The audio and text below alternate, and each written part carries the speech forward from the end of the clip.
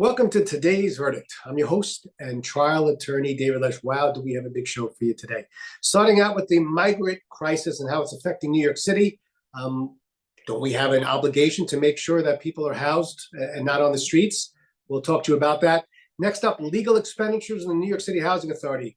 What are they spending your money on, or what may they be spending your money on in terms of outside counsel in defending types of lawsuits that they have against them? And finally, the Sweet Truth Act. Do you have an addiction to sugar? Well, you better watch out. It's not good for you, but don't worry. There's a new bill that's coming out. It's going to be on your menus, possibly, sugar content. Stay with us. Today's verdict has so much more, starting right now.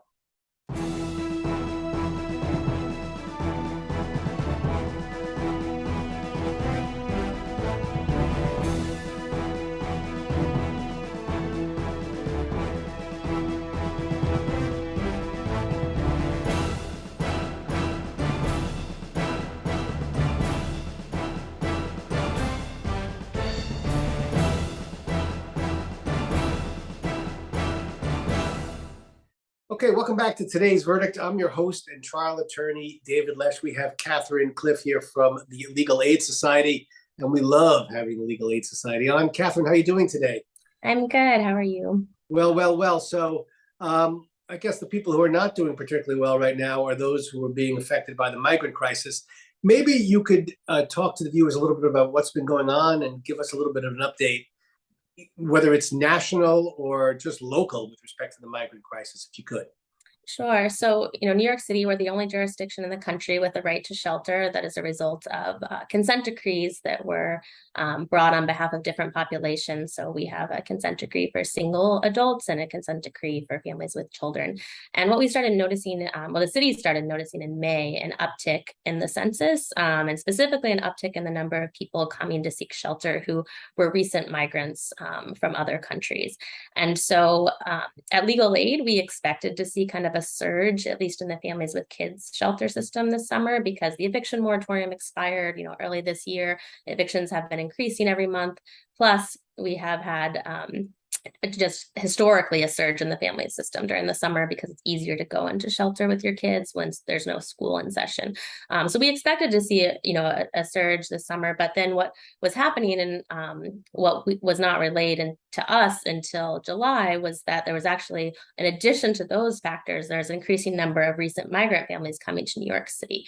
And we found out once the city reported that we found out from a reporter first, and then the city reported that they had failed to place a number of families who had sought shelter. They just ran out of placements, which is in violation of their legal obligation. And we had actually reached out to them prior to that to say, hey, the vacancy rate in the family with kids system is really low. What is your plan? They said, oh, we'll get you a plan. And then, we had no plan. And then suddenly the crisis kind of hit and families did not get placement. And so I started doing a lot of outreach at the intake site, speaking to families and meeting quite a few migrant families, also meeting many New Yorker families, but many migrant families as well coming into the system. And then more recently, Governor Abbott decided to bus people directly to New York City. All of the families I had met, previously they had come with the help of churches or friends, or they paid their own way to get here. But now Governor Abbott is actually sending buses directly to New York City. Has the right to shelter law been violated in the past, where we just can't provide the housing that's needed? Is this a new phenomenon? It's happened, but it's extremely rare, at least in the last decade. So the last time that they were not able to place all of the families in compliance with local law happened in 2014, and it was just one night.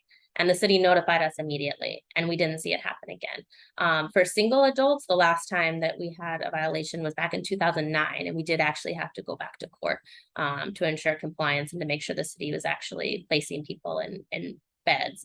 So when you go back to court, what does the judge say? What do they say? Find hotels, find something else? What do they do? Exactly. So, in 2014, because the city immediately fixed the problem, we had no basis to go back to court. It was not an ongoing violation. Courts are not interested in a one-time violation. They're only going to get involved if it looks like it's going to continue. And so in 2009, that was the situation, as it was continuing. And so we did go to court and said you aren't providing beds, or you're just busing people around in the middle of the night, not giving them permanent beds. So the judge did order them, like, you have to provide the beds, and you can't do this this overnight busing and moving people from place to place. They need an actual Callahan compliant bed. Callahan is the right to shelter for homeless men case. So what would you say is the biggest issue that's creating the problem right now?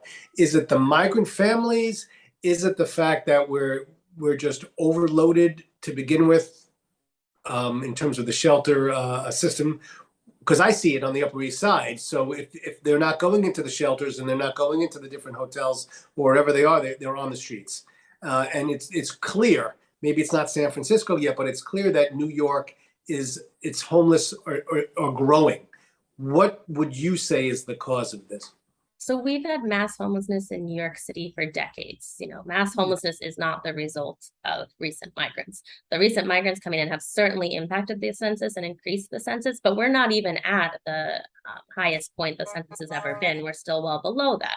So while it is increasing at a very rapid pace that we may not have seen before, we're still actually under. I think the highest We number are. since it's got was This around. doesn't feel. I'm just saying, it just doesn't feel that way. I don't know. Maybe it's just we're coming out of COVID and everyone's looking around and they're seeing things they're not used to. Maybe it was always there, but it just doesn't feel that way. It feels like there's the homeless are growing on the streets, and we want to help them.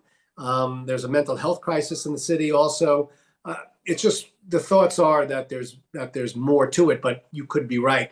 I want to shift gears for a second and talk about nationally. There's may very well be a lawsuit that started or has already been started against the different governors of the country with respect to duping migrants on the border into signing away their rights and allowing them to leave Texas by plane or bus.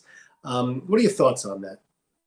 So there was, a situation where Governor DeSantis apparently, I have no special expertise in this. Obviously, this is just from, reporting and the complaints that have been filed, but apparently went to Texas and had people recruit on his behalf to go on a plane and led them to believe they were going somewhere that was not where they actually ended up, used McDonald's gift cards to entice them, promised that they would get all these services, and then brought them to Martha's Vineyard, which was not expecting them, and chartered them on private planes, which I imagine was quite costly, and left people in a situation that they had no idea they were getting into. Was not what they wanted and not where they wanted to be.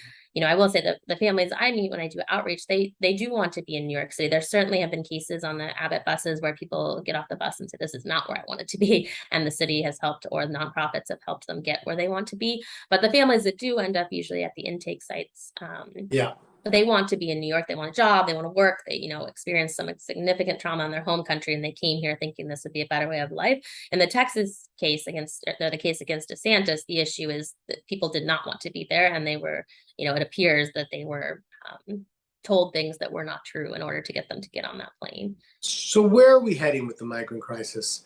This is a bell curve. What are your thoughts? We don't have too much time left, but where are we going with this? Are we making inroads in terms of providing the shelter that's needed? What are your thoughts?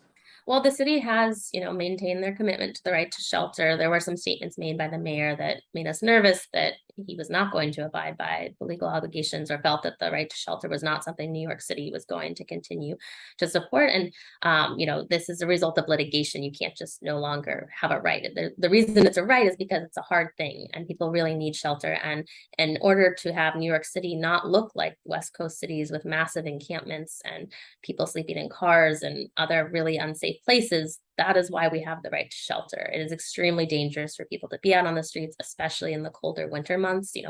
The right to shelter for single men, during that time that case was brought, many people were dying from hypothermia for being out on the street. So that is not a place we want to go back to from either a moral perspective or from a legal perspective. And so it's really, the city has maintained that commitment, and they are now dialoguing with us and letting us know, we've asked for a plan. They are starting to make those plans. It's just difficult because they are receiving anywhere between 400 and 500 people a day now coming on these buses, and it's hard. It's certainly a difficult situation, but we appreciate that they've maintained their commitment to shelter people as they're legally obligated to do, but also recognizing the needs of these recent migrants are very different than maybe the New Yorkers that typically come into shelter.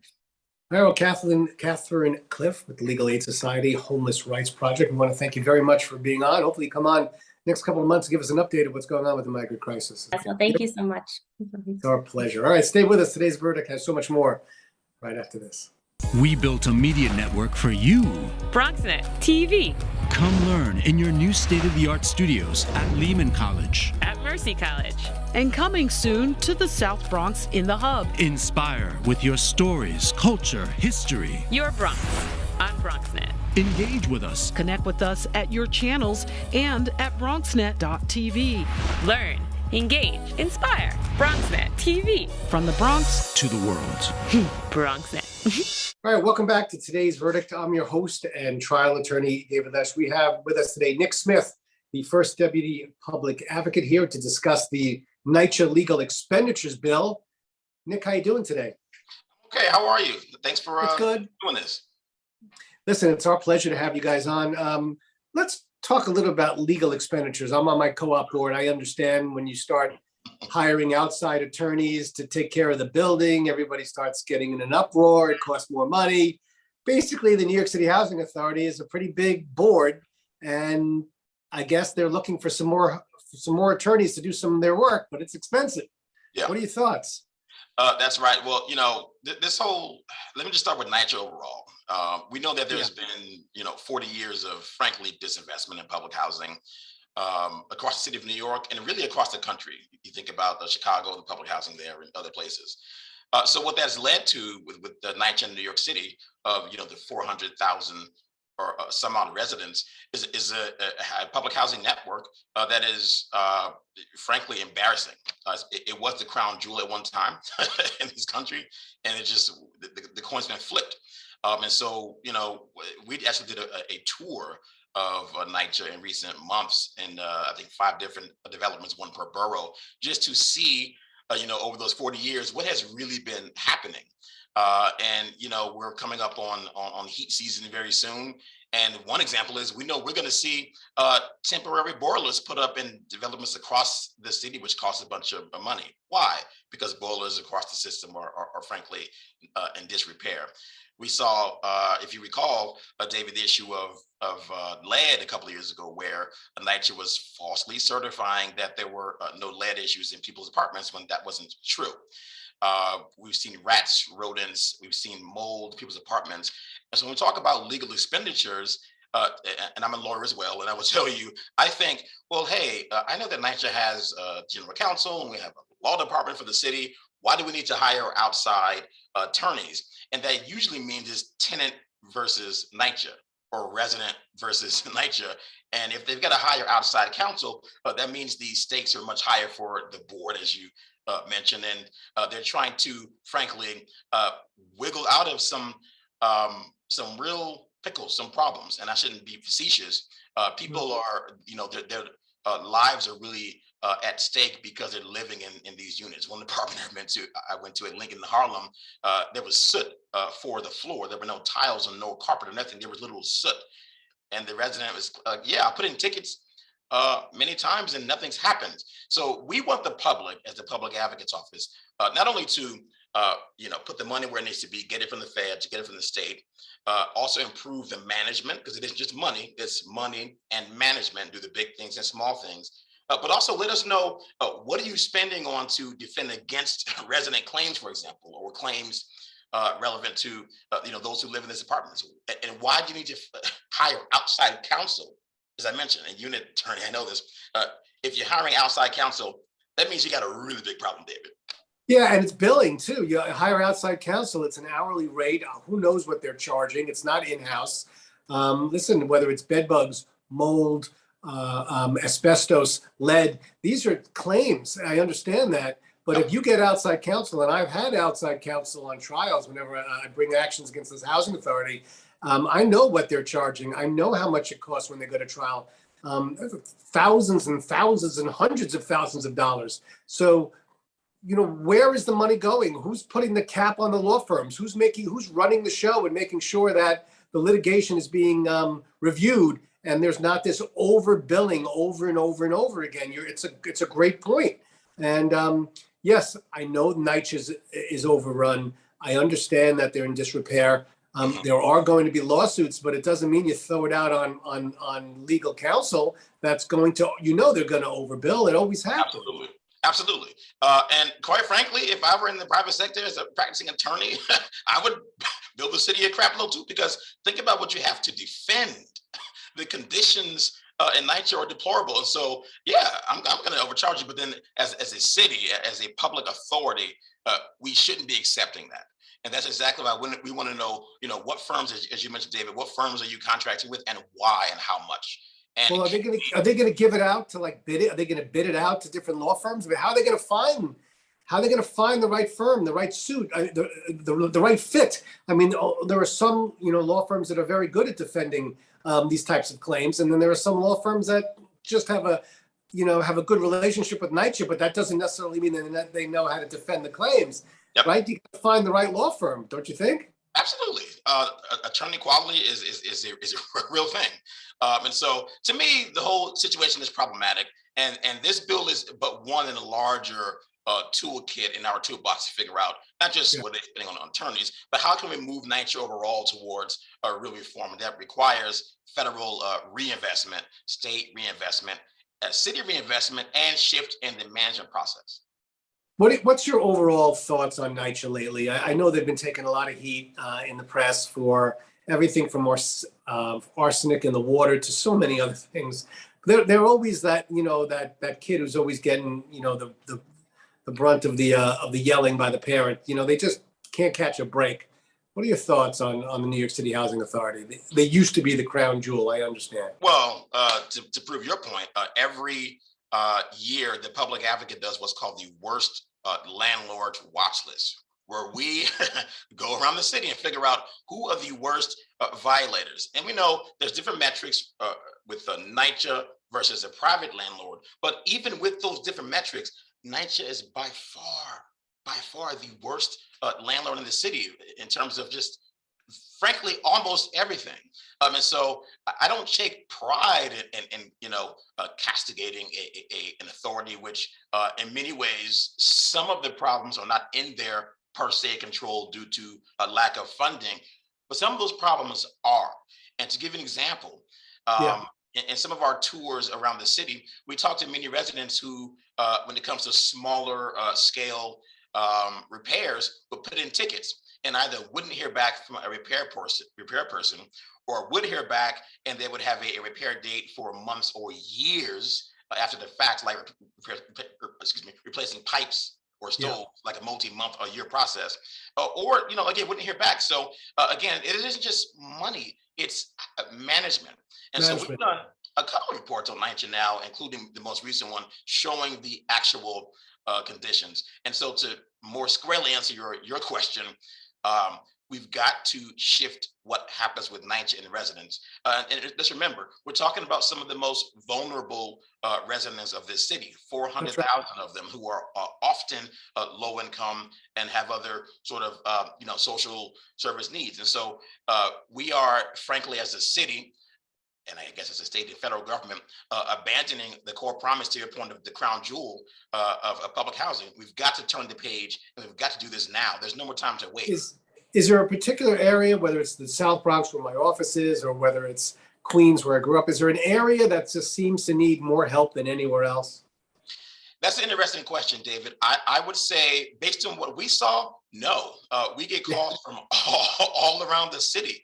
I live in Harlem, and when we did the tour of Lincoln, we saw the Lincoln houses. We saw the exact same or slightly related issues everywhere. Lack of heating, hot water, mold in people's bathrooms, pipes that have not been replaced in many years. The historic issue with lead. Broken locks. Staten Island, we went to Stapleton houses, and one resident started bursting in tears and telling us that her son had jumped off the roof of the building because the gate was unlocked, and I guess he was going through some mental health challenges, and he leapt off the building and committed suicide.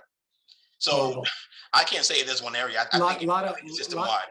A lot of work to be done. All right, Nick, we're gonna have to leave it there. We're running out of time. But again, our regards to the Public Advocate's Office. You guys do great work. And hopefully you come back next couple of months and tell us what's going on with the legal expenditure bill, if you could. So do you, David, and we'll keep you updated on the progress of that bill and the whole system. Thank you Wonderful. so All much. right, stay with us. Today's verdict has so much more right after this.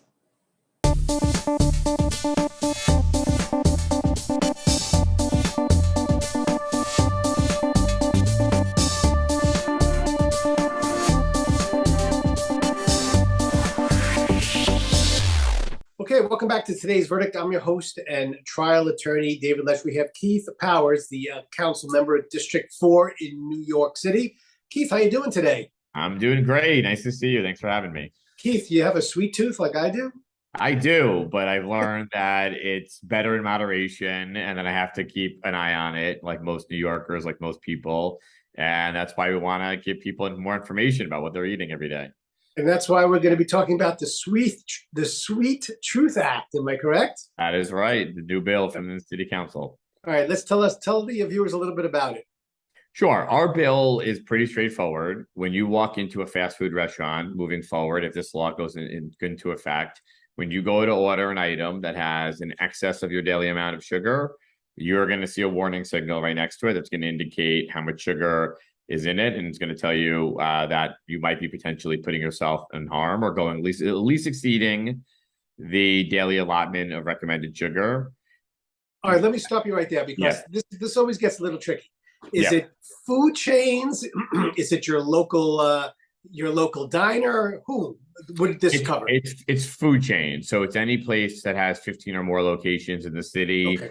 So those are going to be normally your fast food restaurants or any place that has a number of locations. We're not asking at this point for your local diner, your local deli, your small mom and pop. We recognize there are some challenges to keeping up with these regulations for small businesses, but for the chains, who also have the biggest appeal to and the largest reach. Let's make believe we're talking about an IHOP. Okay, everybody loves pancakes. There's probably more than 15 in the area. There right? probably are. And there are a lot of chocolate chip pancakes. I love chocolate chip pancakes. Yep. So what's going to be on that menu? So when you open that menu, if that item and only if that item is in excess of how much sugar we recommend for your daily intake, then it will have a warning sign next to that item indicating that you might potentially be eating more sugar than it's recommended. And by the way, not in that whole meal, in that one particular item. All right, well, there's no question that the chocolate chip pancakes is going to be over the usual dietary limits for sugar. So where do you put this warning? Is it right under the item? Is it right to the left? Yeah, it should be right next to the item, and it will give you a warning. And look, this is just in line with other things like the calorie count intake that we put on menus right now. Same thing, fast food chains only have that. I have gone into restaurants, I've seen items, I've said, oh my God, I did not realize that item that I thought was healthy actually has so many calories in it. Additives and things like that. So I normally might pivot and order something else. That's exactly what we're asking for here. Information is helpful. You make the decision. We're going to give you the better information to make that decision. All right. Well, there's always pushback somewhere. Where's the pushback coming from? McDonald's? Where Yes, we believe the fast food chains will disagree with this because obviously they have items that are packed with sugar. Look, we could, of course, the other folks have in the past tried to ban items like that. We're not doing that. We're saying you can make an informed decision, but there's so much hidden ingredients and added sugar in all these items that when you go in, you should be able to make that decision with the information that we're asking them. Now, where is the impetus for this? Because I know this is a strange analogy, but when we had a seatbelt law that finally went into effect, one of the ways that we put this forth is that by not having it, we're increasing the number of casualties in the emergency rooms, and that is being forced or pushed on to the taxpayer who has to pay for the costs of all these injuries or accidents that if you had a seatbelt, this wouldn't have happened.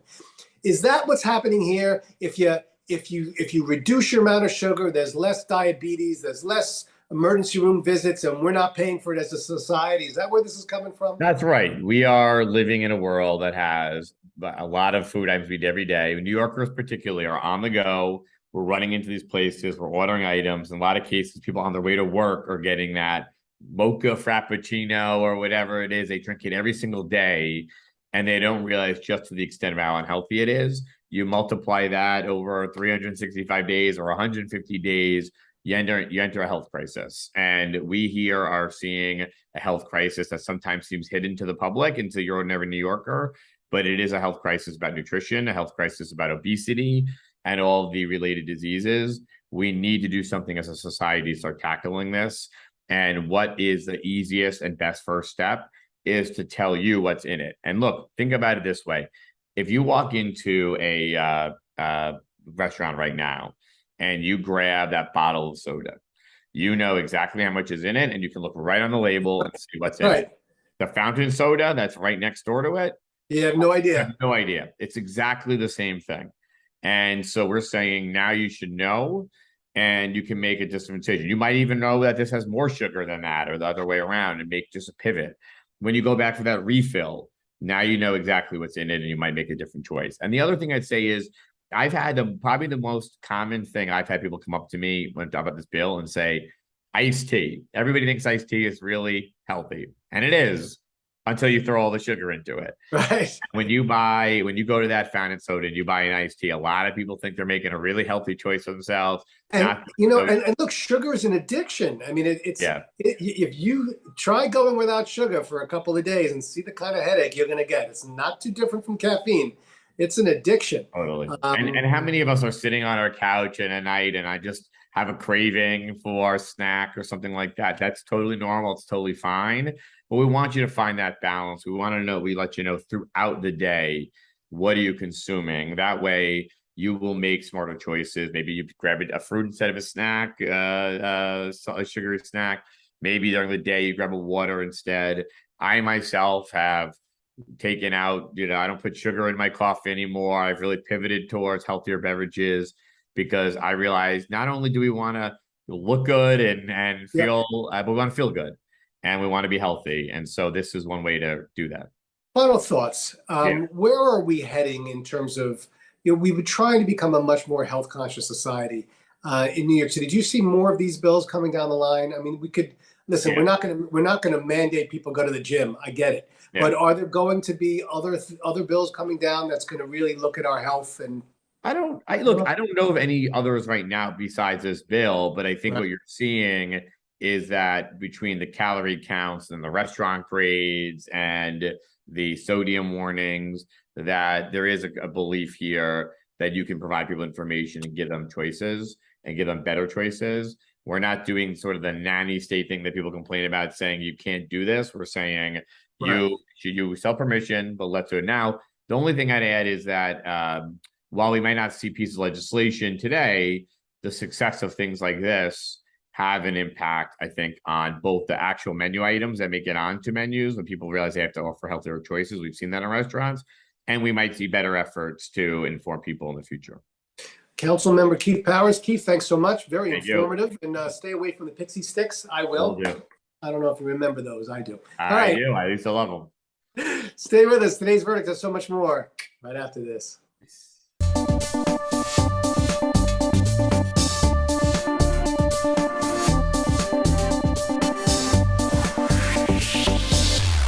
Well, that's all we have for today. I'd like to thank our guests for joining us, and of course, you, the viewers, for watching. If you have a topic or an issue that you'd like to see on a future edition of Today's Verdict, feel free to email me at davidlesh@bronxnet.org. Until the next time, know your issues, reach a verdict. See you in 2 weeks.